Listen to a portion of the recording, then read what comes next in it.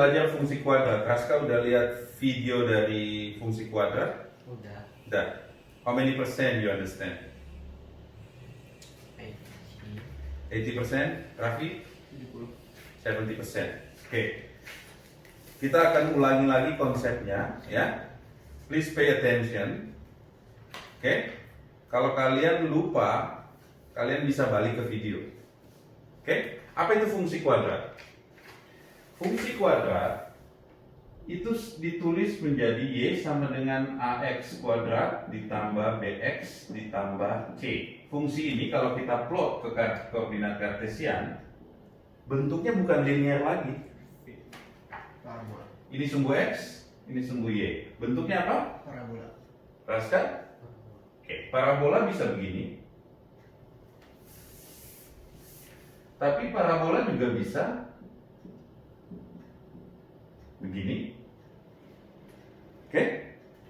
Parabola juga bisa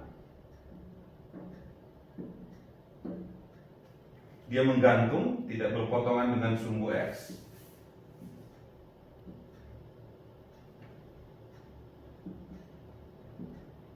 Oke? Jadi akan macam-macam. Bisa? Ini belum lagi kalau kita balik nih. Bisa nggak kalau kita bilang parabola ini masih parabola? Nah ya, tadi bingung sih. Mau nanya. Bisa nggak? Ya bisa. Bisa aja, cuman nggak. Ini kan sebenarnya cuma gambar ini dibalik. X jadi Y. Oke?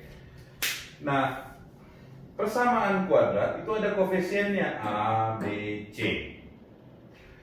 Ternyata nilai A itu menarik sekali.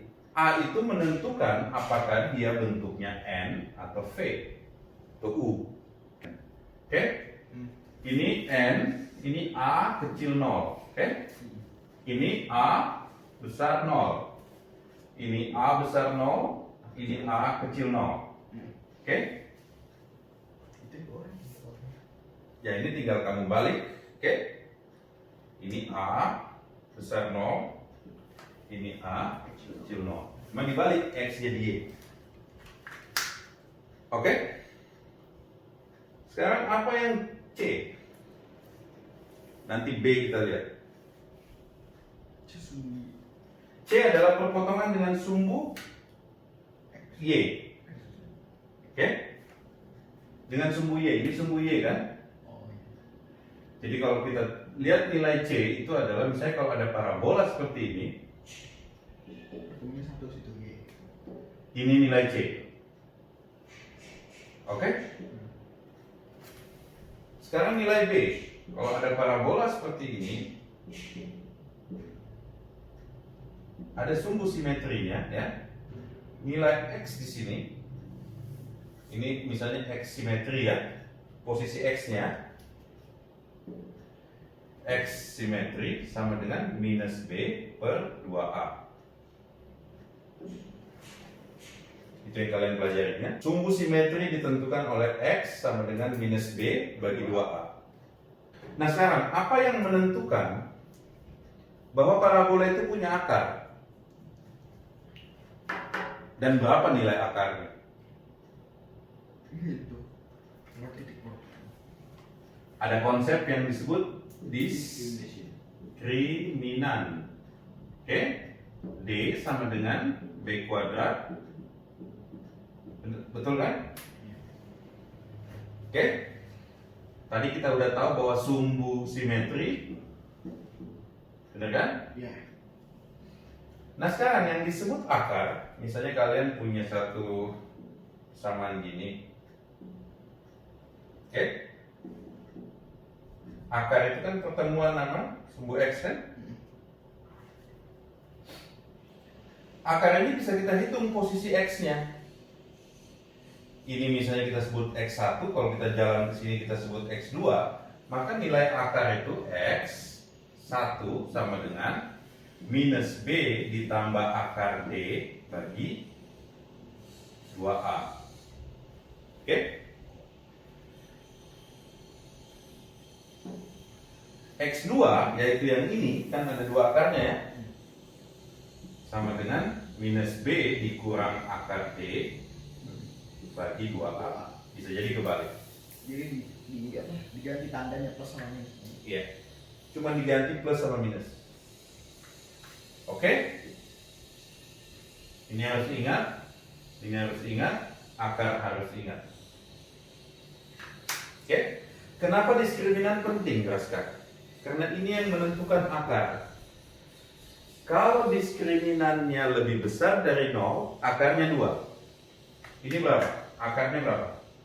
2. Pasti D-nya besar 0 ini. Ini akar berapa? Ini pasti D besar 0 kan? Iya. Kalau ini D kecil 0 kalau nggak ada akarnya. Kalau ini D besar 0 dong. Kan ini diterusin. Oh iya. Nah, ada yang spesial. Bagaimana kalau ada satu fungsi kuadrat, dia pas cuma satu akarnya? Apa yang terjadi? Inilah pada saat D sama dengan 0. Sama. Hah? Sama. Kalau hitungan D sama dengan 0, kalau ada persamaan, terus kamu hitung D-nya sama dengan 0, akarnya cuma 1. Kalau D-nya besar dari 0, akarnya 2. Kalau D-nya lebih kecil dari 0, ingat, waktu hitung akar kan harus akar D kan? Kalau ini negatif gimana kita ngitungnya? Imajiner. Bilangan imajiner. Oke? Jadi D-nya ini kalau dia sama dengan 0, akar 0 kan 0. Akarnya cuma 1. Kalau D-nya besar 0, akarnya 2 karena bisa ada 2 nilai. Oke? Tapi coba lihat di sini, kalau D-nya sama dengan 0, ini 0, ini 0. Nilai X1 sama X2 sama, nempel. Oke? Ini ringkasan dari video. Ya? Nah, kalian mau belajar soal-soal? Boleh. Oke. Jadi kalau di persamaan kuadrat yang bentuknya seperti ini atau disebut normal expression, ini dx ya. Nilai sumbunya ini harus ingat di luar kepala ini. Diskriminannya akarnya 2.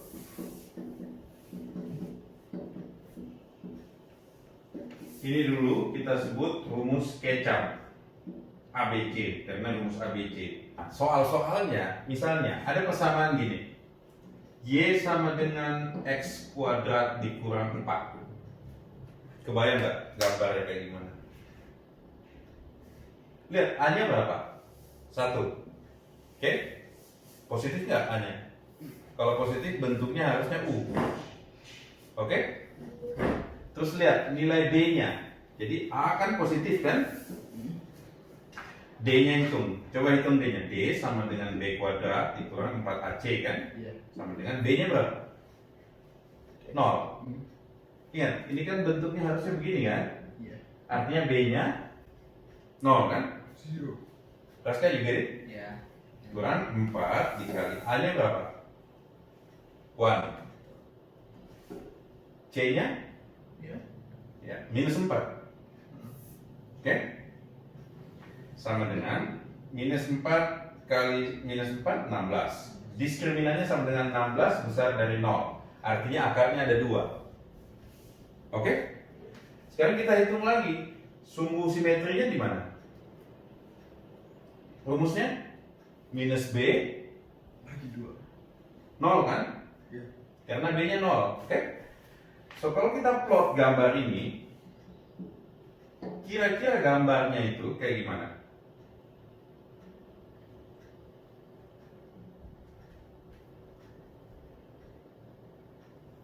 Kenapa bisa tebak kayak gitu?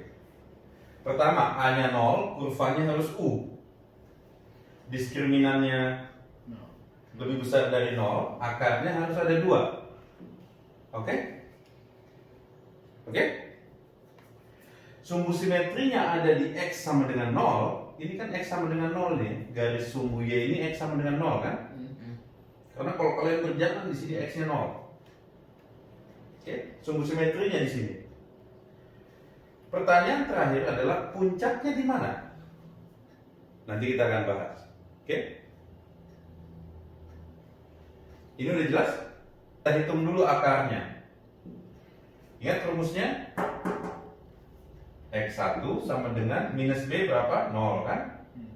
Ditambah akar D, D-nya berapa? 16.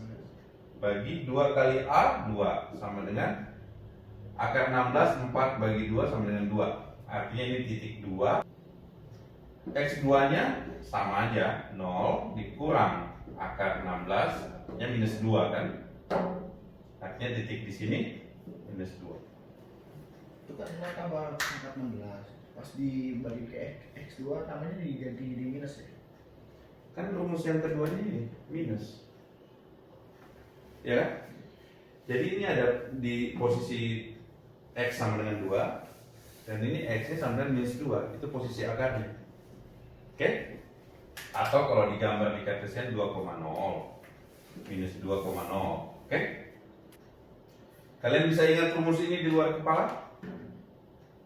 Coba dilihat dulu 5 menit. Tadi kalian udah belajar ekspresi normal dari fungsi kuadrat Y sama dengan AX kuadrat BX tambah C. Oke? Tadi juga saya sempat sebut soal puncak. Itu sering disebut vertex. Jadi kalau ada fungsi parabola XY, dia ini naik, habis itu tiba-tiba balik. Titik balik paling atas ini disebut vertex. Bisa juga titik baliknya ke bawah. Atau biasa disebut vertex atau turning point. Gimana ngitung turning point? Kalau sumbu simetri tahu tadi kan? Sumbu simetrinya ini pasti ada di X sama dengan minus B per 2A. Oke? Di sini juga. Tapi titik ini artinya nilai X-nya di situ minus B per 2A. Tapi bagaimana dengan nilai Y-nya? Oke? Mau tahu? Oke. Kita ubah sedikit persamaan ini menjadi persamaan vertex. Ini juga ada di video sebelumnya. Y sama dengan A dikali X dikurang H pangkat 2 ditambah K. Vertexnya adalah H, K. Ya, kalau saya bisa ubah persamaan normal ke persamaan vertex, oke? Maka vertexnya itu posisi H dan K. Menarik gak tuh? Ini persoalan algebra loh. Ayo kita samakan persamaannya. AX kuadrat ditambah BX ditambah C sama dengan A. X dikurang H pangkat 2 ditambah K.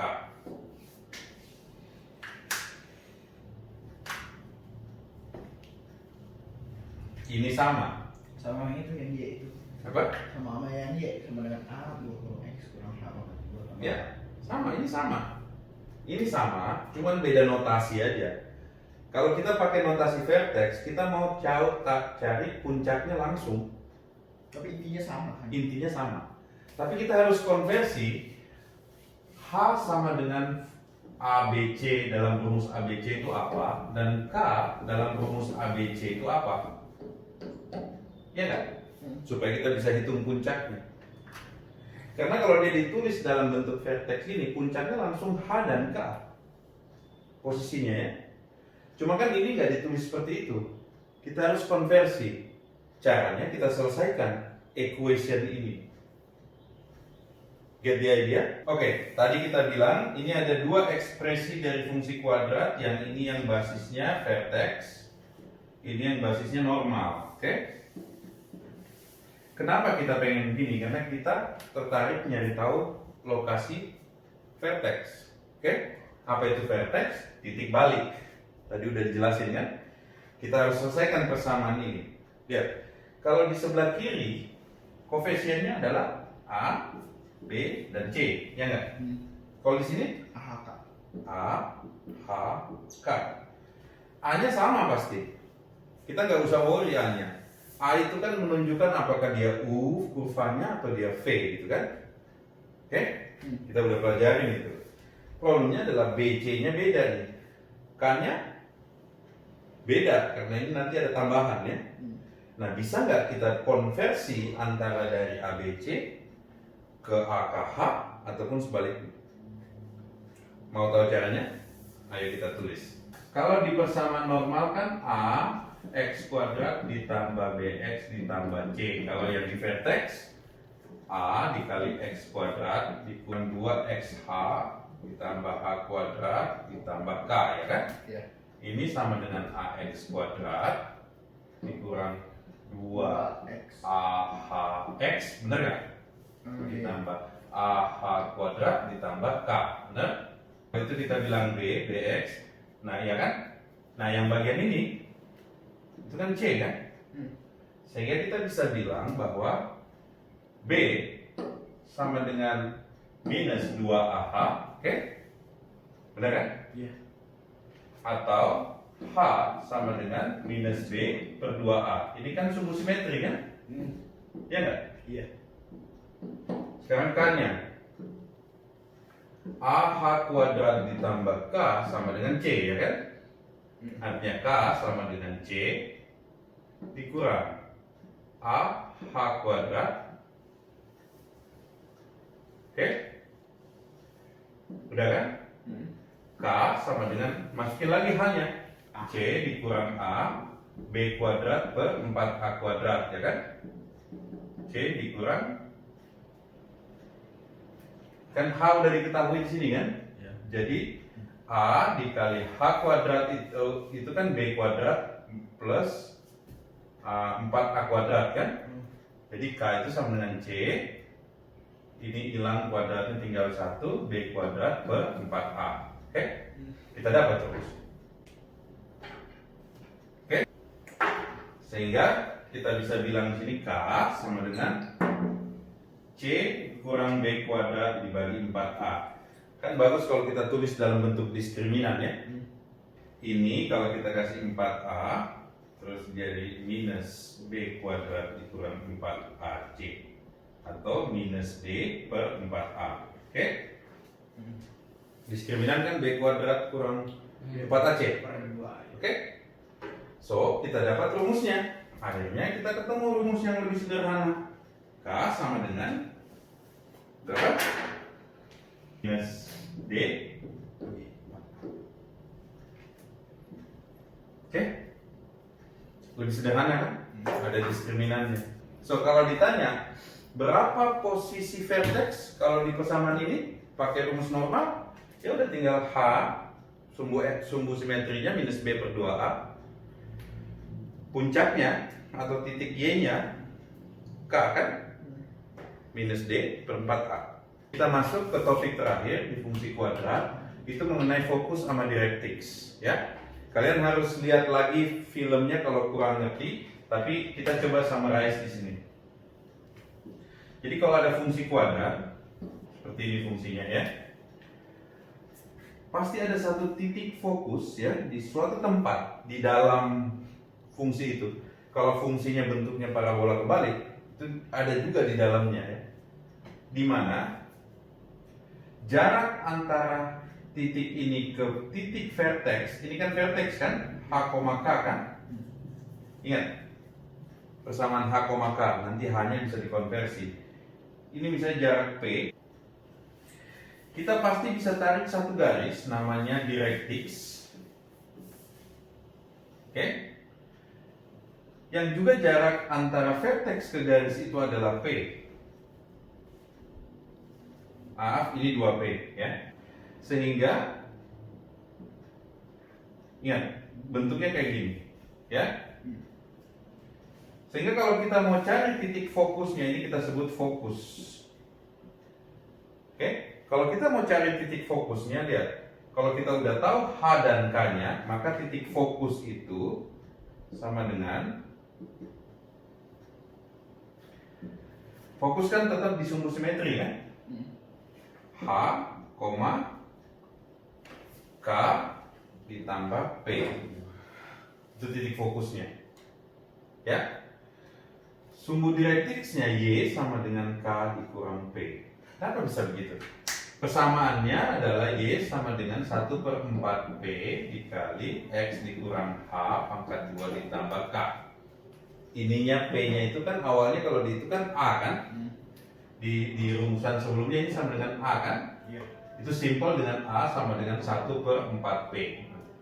Nah, yang disebut dengan fokus direktrix, kita pasti bisa cari satu titik di sini V, ya. Panjangnya ke sini P, ke sini P. Ini harusnya nih waktu kita tarik gini nih, ya kan? Panjang ini ke sini sama. Ini kan 2P juga kan? Oke, jadi pada saat ini salah gambar nih. Ini harusnya 2P ini sama panjang ya. Tapi kemanapun kita bergerak di sini, oke, kemanapun di dalam kurva ini gambarnya jelek, nanti lihat di video ya. Panjang ini sama panjang ini sama, ini ke sini. Garis ini disebut direktrix, ini disebut fokus. Di saat kalian belajar astronomi ya, fokus direktrix ini penting. Kebayang ya? Kalau nggak bisa visualkan, lihat di video aja. Karena memang susah digambar ya. Nah, cara menghitungnya bagaimana? Direktrix ini yang lurus ya, itu Y sama dengan K minus P. Oke? Titik fokusnya H minus K tambah P. Oke? Bisa konversi bahwa H sama dengan minus B per 2A kan? Iya.